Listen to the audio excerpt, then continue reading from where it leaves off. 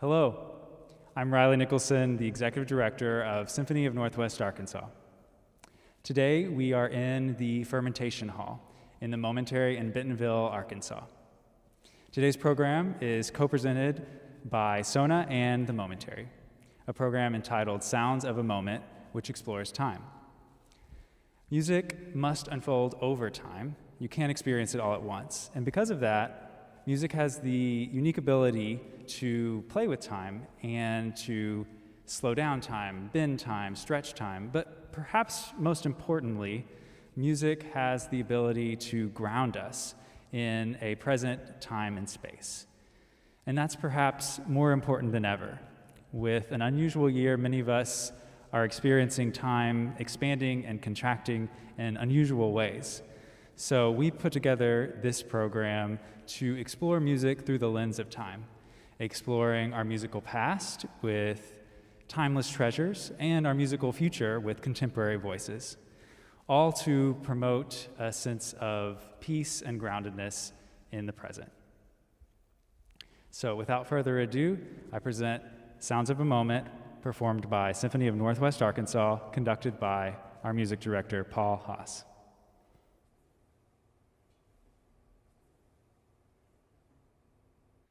Mark O'Connor is a wonderful friend of mine. We met about 15 years ago in New York City. And I'm kind of sad when I think about him because I haven't actually seen him in about 8 years. And if you don't know him, he's a wonderful violinist, mandolinist, guitarist. He could play just about anything, and a wonderful composer. And this piece we're about to play for you is called Appalachia Waltz, and it is well on its way to becoming an American standard, if it's not that already. I'm sure you'll recognize it. Here goes.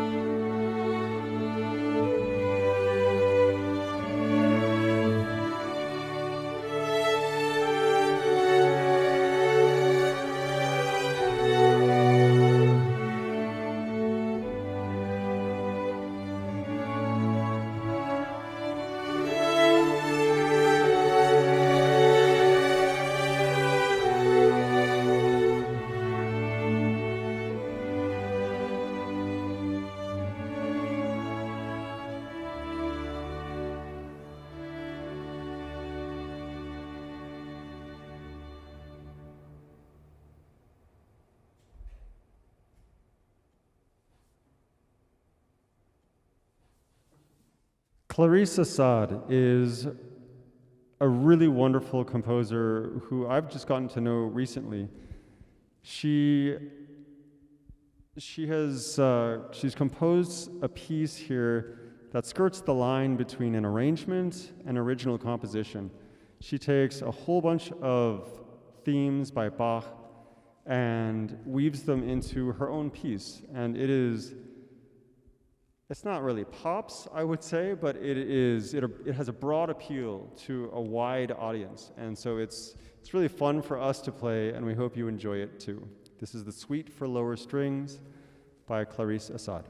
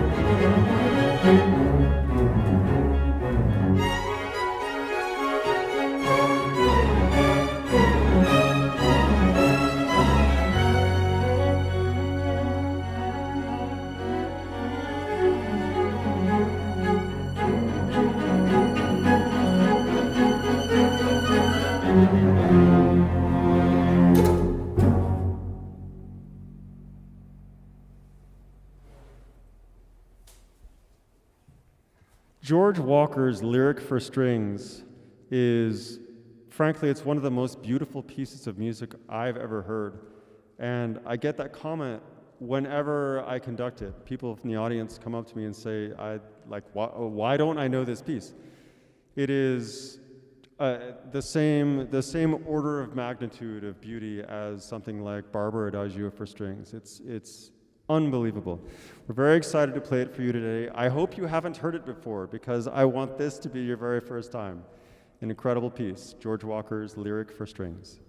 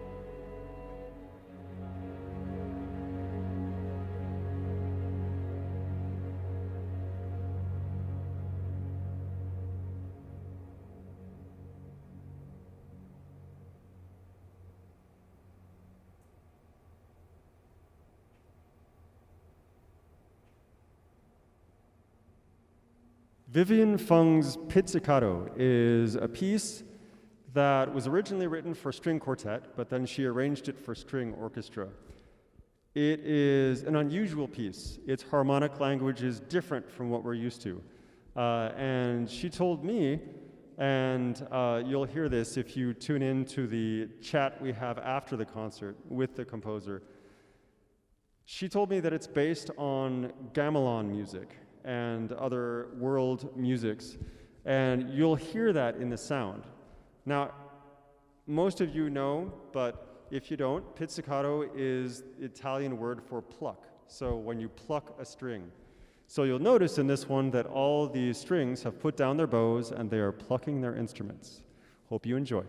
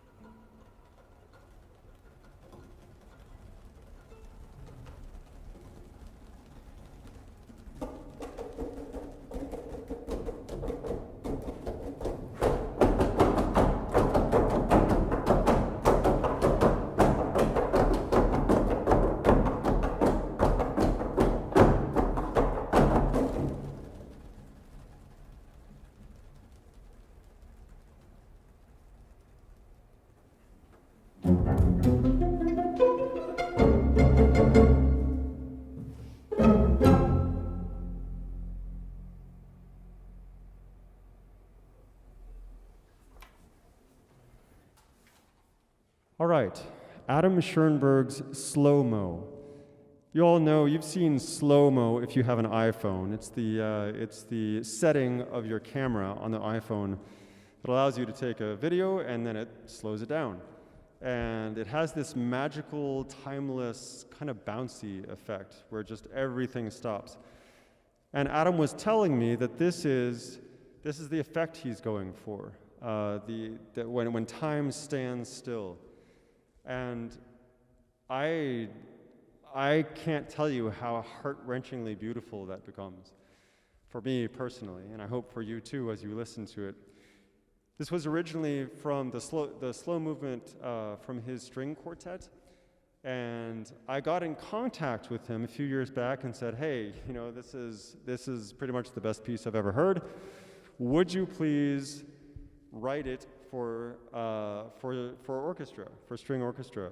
And so we actually premiered this piece a few years back with SoNA. So without further ado, let's listen to Heart-Wrenching Beauty, Adam Schoenberg's Slow-Mo.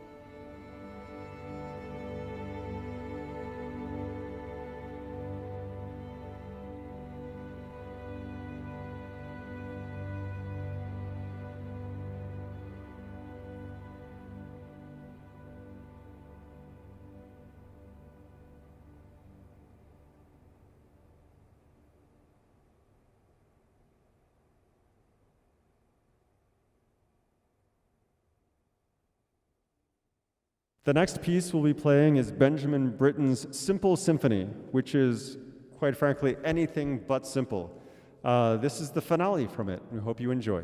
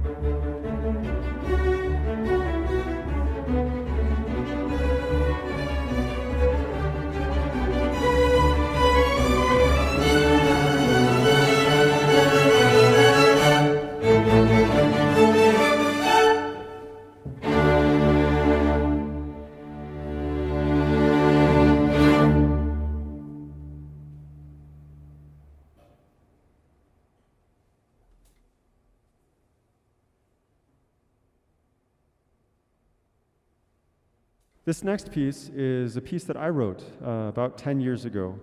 And the beginnings of it were when I was in St. Paul's Cathedral in London, and I heard melodies as they were singing hymns and the organ was playing that just hovered there in the air and stacked one on the other and built into this sound that I can't describe. It was so beautiful.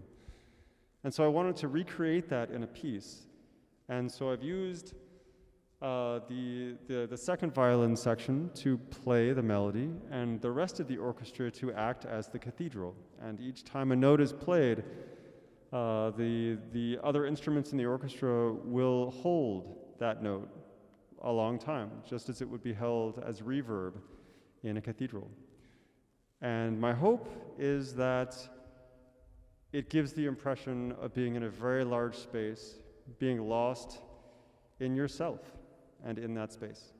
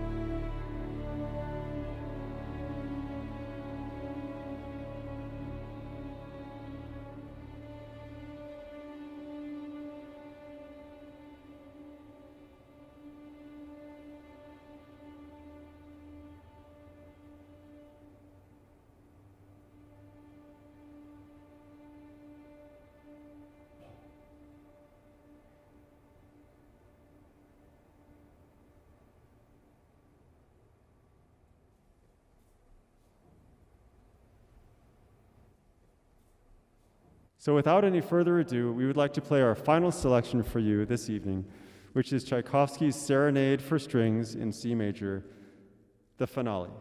Hope you enjoy it.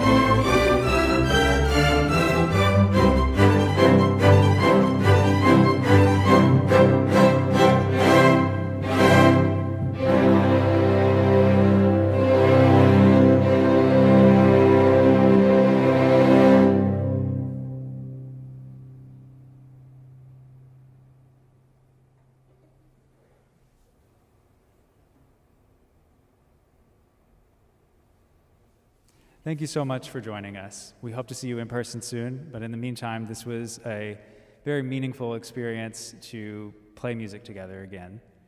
Thank you also to the composers who you're about to hear from, composers Vivian Fung, Adam Schoenberg, and our very own Paul Haas joined us in a conversation on their music and how it connected with the themes of today's program. So please stay tuned and be well, everybody.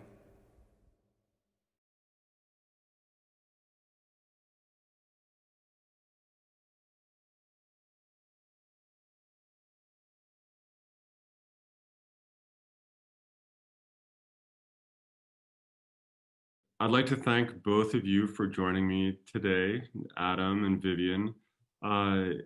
This is a concert I've been really excited about for a long time. Adam, I've conducted this piece of yours before. We had a wonderful experience doing it here a couple years back. And Vivian, I know of you from Thunder Bay, where I conduct, and we've done this piece up there at least once. I know, probably like hundreds of times if we've done it once, and it's been really popular. And I wanted to bring it down here. So welcome you both, and would love to chat with you a little bit about your pieces and in some ways to relate them to the time we're living in. So welcome. Why don't we start with, let's see, Vivian. Could you give us sort of a bird's eye view of your piece, what you were going after when you wrote it, and maybe a couple of things we can take with us as we listen? So the piece is called Pizzicato, and pizzicato is an Italian term which simply means plucked. For this piece, it's a short 4-minute piece for string orchestra. The players put their bows down and everything, all the strings are plucked. And the idea behind that, when I composed it, it was actually originally composed for string quartet. And I've since made it into actually a bona fide my first string quartet. And then it has also a string sinfonietta, which is the string orchestra component. But it's a standalone piece as well. And the idea behind it was just inspired by non-Western plucked instruments, and also the idea of interlocking rhythms borrowed from gamelan music. So you will see, that the ensemble works together to form these sonorities, and it's reminiscent of other plucked instruments, maybe a pipa, maybe a zither, but not it's my own language, but it's just inspired by that. And then it's very nice because it just is very rhythmic, and has a few surprises at the end as well. I'll say. Yes. That's yes. great. So, one of the things that your traditional concert goer, orchestral concert goer will think of immediately when you say a plucked piece would be something like the third movement of Tchaikovsky 4. Mm-hmm. And I'm wondering whether you have any comment to such a comment, or such a, is there something we can take from a traditional listening experience into this and be rewarded? Sure. I mean, Tchaikovsky, Bartok, Ravel, all those composers I know well. And of course, you can't avoid that when you're talking about strings. So it's in the air, and I'm just trying to tweak it into my own language. So absolutely, you can't operate in a vacuum. And of course, especially Bartok, I think that was a big influence. Yeah. Nice.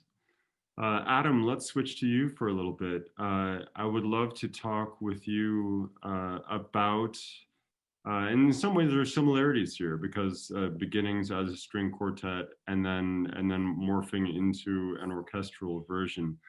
Can you talk to us a bit about how you came to this piece and what it means to you, perhaps what people can take into the experience? So like Vivian, very similar background. This was this middle movement of a 3-movement string quartet that was commissioned by a chamber music society here in Southern California. And the quartet as a whole is called motio, which is in essence a study of motion.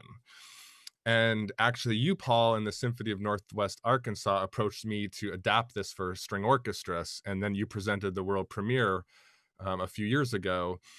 So the second movement, slow mo, takes its name from anyone who is an iPhone owner, the slow mo video feature, which allows you to shoot video in slow motion.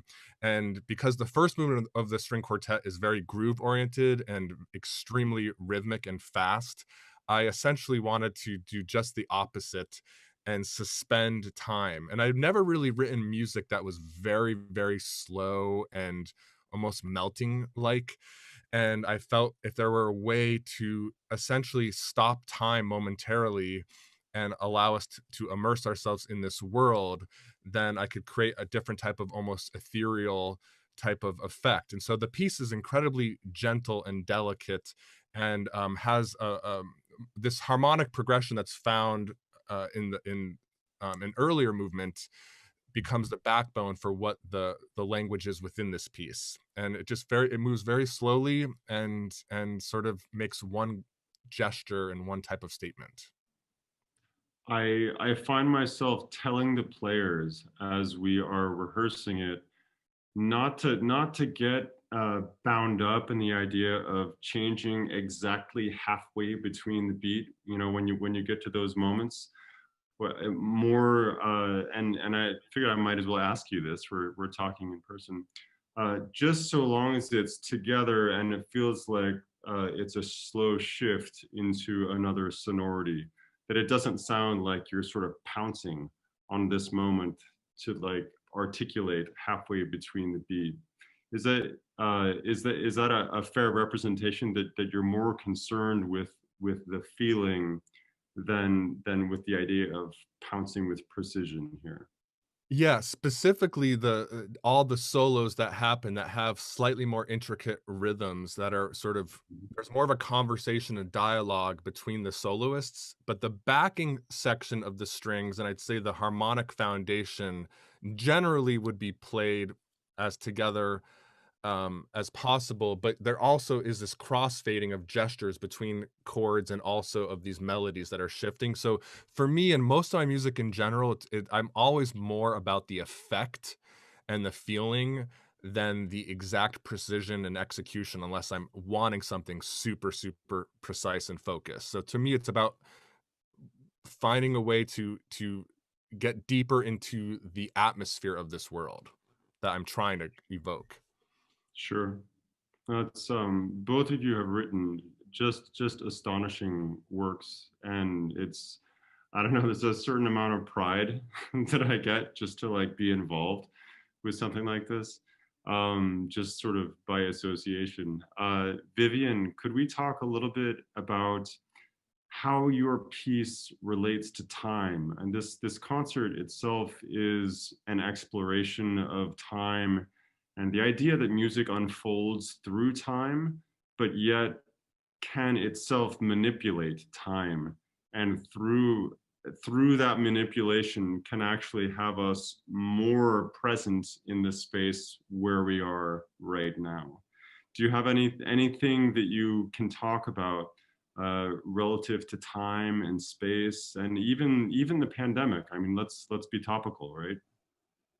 Yeah, so I the way I experience music is very often tactile and visceral. So it's very much a felt thing. And I think rhythm, the idea of momentum and rhythm, I think is something that I return to very often. I've been writing a lot of fast music lately. I don't know why, but I think maybe the energy of a 5-year-old might have to do with it.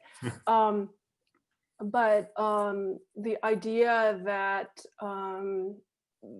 there's an innate pulse in the music that keeps the music going, and for me has a visceral quality to it, is very important.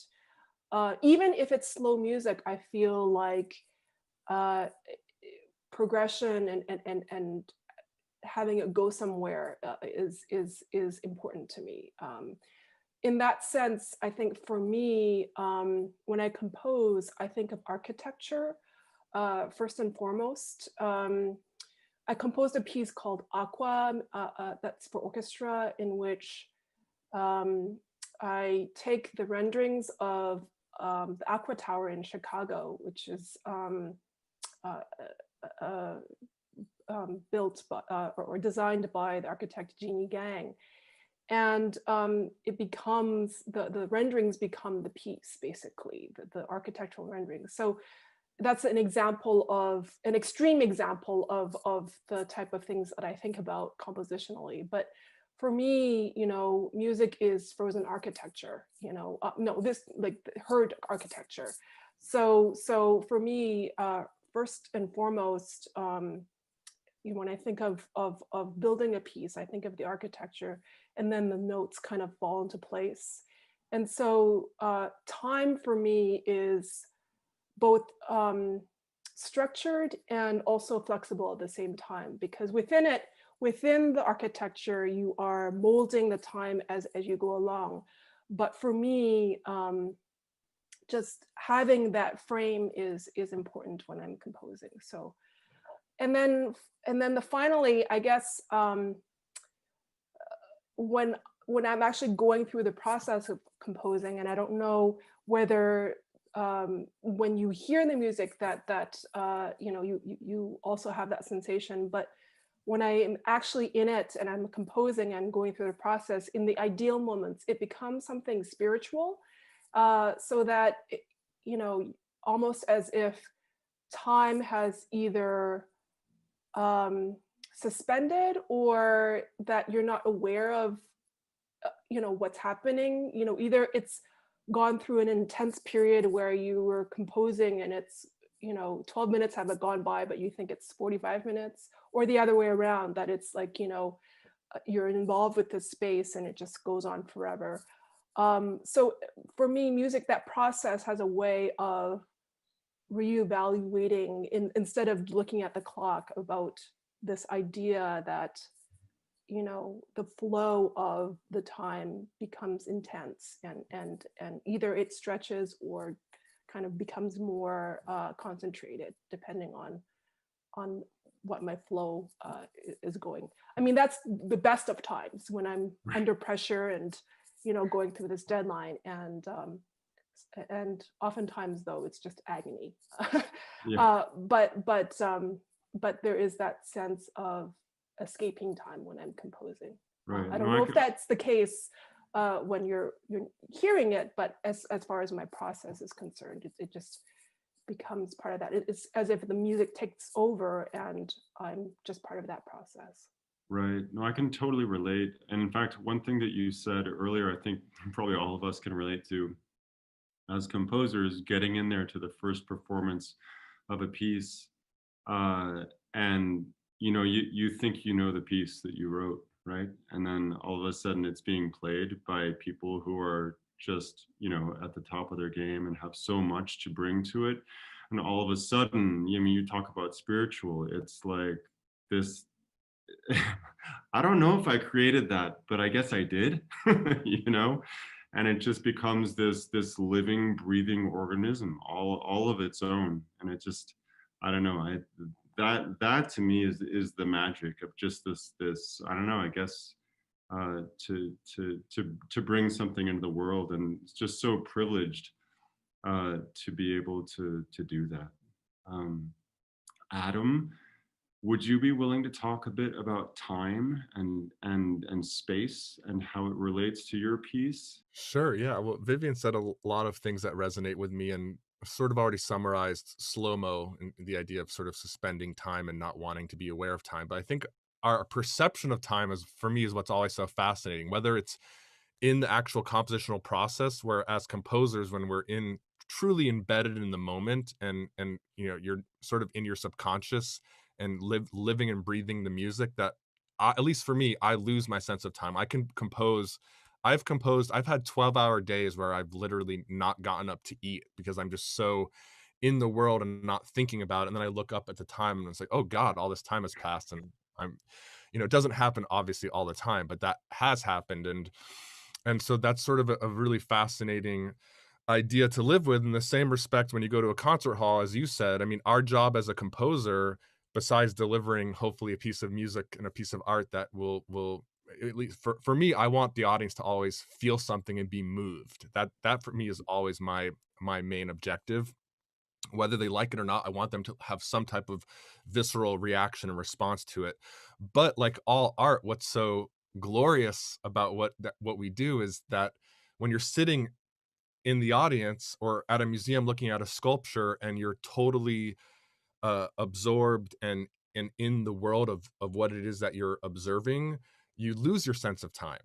And it's almost like a meditation. If you're truly meditating, you're not really thinking. You're not really you know, unless you're doing a counting meditation, right? So you lose the whole idea of what is happening around our surroundings. And so it's a moment to also escape and let go of everything that's going on in our world, and be immersed in this one environment that will hopefully be more inspiring than anything else. So slow-mo is very specific in that regard, as I wanted to sort of try losing the sense of time in a very slow manner through the compositional process. But of course, the world we're living in right now, on one hand, it feels like we have all this time because we're sort of trapped in our homes. But you know, we also are, all three of us are parents, and we have families to deal with and kids running around, and negotiating those schedules and trying to find time to also write more notes of music with whatever existing deadlines we have. So there's a big battle going on right now with what time means to us.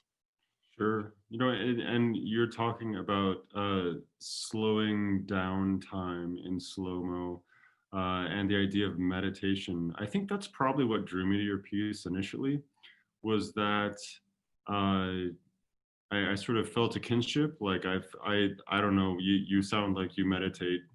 Um, and I think we all meditate regardless of whether we think we do or we don't. But I've meditated for years, and this feeling of beauty and centeredness and calm, and sadness, and just sort of all these emotions coming together in stillness, in silence. That's definitely something I get from your piece. So I appreciate your sharing that connection. Um, Vivian, I get so excited when when I'm conducting your piece. It's just on the one hand, it's as you said, it's fast, and it has the sense of propulsion to it. But then it's also technically very demanding for the players, and clearly you knew this going in. But there's something about technical difficulty when put together with, you know, this inexorable momentum that is just pure energy. And I'm wondering if you like if that's a calculated thing, or how do you get into that space? I marvel at people who can create this kind of propulsive effect. And I wonder if you could talk a little bit about propulsion.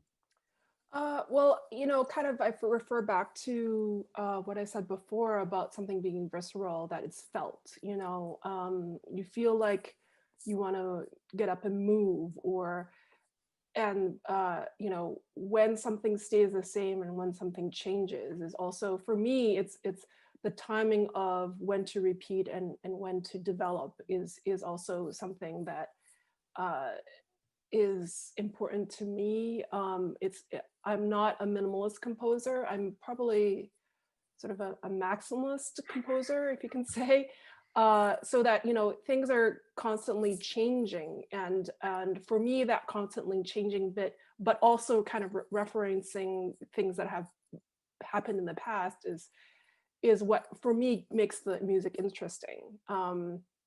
So it's morphing, and actually, you know, that idea of morphing is something that I've been kind of obsessed about too lately. But that idea of propulsion, but also something that is you know, constantly being mutated and changed and developed, I think is what drives the music forward. So it begins, you know, a little bit minimalistically because of the fact that it just is these interlocking rhythms, but then there's some sort of progression that's involved, and that and actually goes back to the idea of architecture, because it's that idea of landing somewhere, that ultimate, you know, land, what you know, whether it be like a strummed chord or, you know, the texture or what have you. But um for me, those are the things that kind of drive the piece, and I think makes it interesting because it's constantly changing, so your ear is constantly, you know, attuned to what the next thing will be. So that keeps it interesting for me, and I think can be for the listener as well. Yeah, absolutely. And I mean the harmonic structure of it is just for, and like we all have heard gamelan music before. We've all heard different types of world music before, but just it's different enough, and clearly it's your own language, so that it just sort of yanks you over into another sound world. I'd love to steer the conversation a little bit, being topical and all, uh, to what it's like as a composer right now. Yeah, I mean, it's a challenging time. Um, I mean, I'm so grateful for the past that I've had, right? The commissions and the performance opportunities and the engagements, which really makes up a big portion of my family's livelihood. And that disappeared on March 13th when everything shut down. I mean, I had premieres scheduled in the spring that got canceled. Separating the business from it, just the creative aspect. I mean, everything's been a blessing and a curse. My wife is a TV writer and very very busy in the industry, and when she was in an actual physical room, she was probably gone from 10 a.m. till 10 p.m. most days. And so the goodness of all of everything right now is, you know, we're having family dinners for the first time every night, which has been an incredible blessing. The amount of time I get to spend with my children on a regular basis has been great. The fact that Janine is now working from home in her writer's room is through Zoom, and her hours are 3 or 4 hours a day now rather than 12 hours, is great. So we have all of that. And that, but then on the same side of it, as all three of us can attest, you know, at least for myself, I should say, I was not designed to be the teacher for my own kids in terms of academics. And with the Zoom school and everything, it just takes up so much time. And so, quite frankly, for the first time in my adult life, if I'm going to be incredibly transparent, I've been um, more depressed ever. And I'm not a unhappy person. I'm a very optimistic person, but it's been very hard for me to actually create. In many ways, I'm almost glad these deadlines are being pushed back, so I can just focus on my family and myself. But it's concerning and alarming. And then, you know, we also have to show up to teach at the college that I work at Occidental College, and make sure that my students who are paying a hefty fee for tuition are getting everything that they need from me, and that I can be the best professor that I can be for them. Obviously, want to take care of my family. I also want to write music when I'm able to. But things have shifted, and I don't know what the landscape is going to look like. I apologize. That was a very long essay. No, no, it's completely real, and I think I can certainly just dive right in there with you. I mean, I feel like it's forced us uh, to like to confront uh, things we took for granted before, right? It's forced us to, in some ways, reinvent ourselves, but in some ways, discover maybe what was important to us all along. And part of that discovery, for me at least, is this sort of painful. Like it jerks you around from things you thought you knew, right? And so the idea that, yeah, I mean, teaching math right now, right? I'm a full-on math teacher to my kids, and language arts and foreign languages and all this kind of stuff. And it's like I'm home so I can do it, right? But I think, yeah, it's not a comfortable, like as meaningful as it is. It's not a comfortable meaningful. You know what I mean? And your patience Um, tested. I mean, because your kids are locked up and not able to socialize and run. I mean, we go biking every day for almost 2 hours because they have to get out. Otherwise, it would be insanity in our homes. yeah, no, absolutely. Vivian, love to get your thoughts. I'm, yeah, it's so funny because I'm in a sort of a little different situation being both Canadian and have dual citizenship between Canada and the US. And the landscape is a little bit different. So I've been getting a lot of work from Canada, and some of the orchestras have actually partially opened. So it's been actually really busy. And I have to say that I'm I'm very blessed and lucky that, and I don't take it for granted at all that it's a privilege for me to be able to work. And a lot of people are struggling right now, and so I feel like every time I sit down to compose, it's like a privilege. So, um, but the projects have changed a lot. So when the shutdown happened in March, I was finishing up a project, and then all of a sudden I get this call from the CBC, the Canadian Broadcasting Corporation, saying that they wanted me to compose a piece for virtual orchestra. So, so it it was really under the worst circumstances. I mean, my 5-year-old was at home all the time. We didn't figure out what to do yet with the whole situation. He was home, and we were just taking care of him between me and my husband. And so I basically had a week during the nighttime, basically at night. And at that time, I was also coming down with bronchitis with everything that was going on. But I managed to compose a 5-minute piece for virtual orchestra during that time. And and it was really with the help of my family and also some really kind neighbors who happened, my next door neighbor across the street happens to be a retired kindergarten teacher. And so she as soon as and her nephew is a concert pianist. So she just said, okay, no, we have to come in and help. And without her, I don't think I would be able to do it. But so it's like, I'm getting projects like this, and it ended up being a very almost, the most probably emotional and spiritual piece that I've created. It's called Prayer. And so it's a 5-minute piece, but it was just under the circumstances, it was like one of the most difficult projects I've ever done, not because of the essential piece, but everything around it. So since then, I've gotten a more of a steady schedule, but still, it's a big challenge to be a composing parent and having to juggle everything. It's still an onward struggle, but I feel like I've turned to music more since the shutdown happened as a means of staying connected with myself and staying connected with other people too. And it's I found a lot of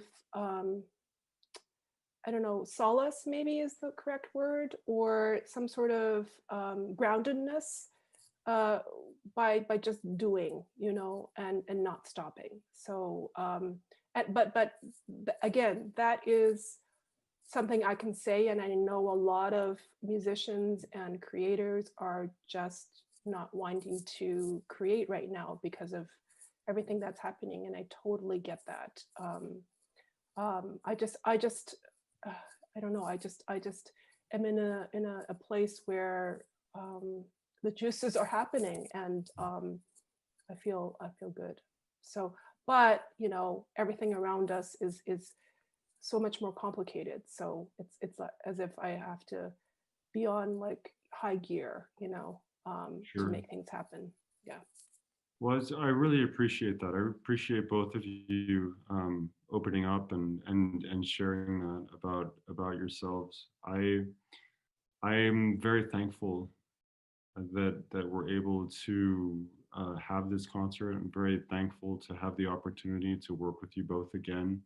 I just I feel privileged to be able to talk with you both. I mean, I look up to you both. I feel like anyone who can say things with the force and the clarity that you say them musically should be paying attention to people like you. So thank you so much for being a part of this event. Thank you so much for talking with me and sharing of yourselves in this just really lovely way. And so we'll wrap this up now, but I just can't wait. I can't wait for this concert. Can't wait for the stream. Thank you. Thank Thanks you, for having me. Paul. Yes. All right. Bye.